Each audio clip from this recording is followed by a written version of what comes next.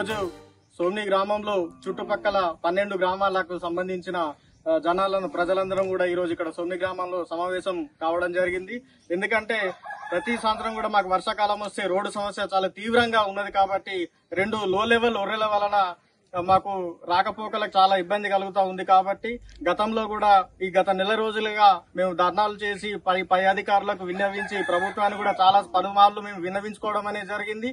కాకపోతే ఈ సమస్య పైన కేవలం మన మాజీ ఎమ్మెల్యే గారు కోనేరు కోనప్ప గారు స్పందించి ఈ రోజు నిన్న మనకు జేసీబీ పెట్టి 2 ఒర్రెల్ని కూడా మరమ్మతులు చేయించడం జరిగింది. అట్లానే 2-3 రోజులలో కూడా మిగతా రోడ్డు కూడా మరమ్మతులు చేయిస్తానని చెప్పేసి మాకు మాట ఇచ్చారు. వారికి మేము మనస్ఫూర్తిగా ధన్యవాదాలు తెలియజేసుకుంటూ అట్లానే మేము మా తరపున మరొక విజ్ఞప్తి ఏంటంటే ఇది మరమ్మతులు అనేది ఇంతవరకు ఈ వర్షాకాలం మట్టుకే పనిచేస్తుంది కాబట్టి మాకు శాశ్వతంగా రోడ్డు బాగుండాలంటే స్థానిక ప్రజాప్రతినిధులు అయినటువంటి ఎమ్మెల్యే గారు లేదా ఎమ్మెల్సీ గారు వీరు ఖచ్చితంగా స్పందించి మాకు రోడ్ ఏ రోజు నిర్మిస్తారో ఖచ్చితంగా వీరు తెలపాల్సిన అవసరం ఉంది.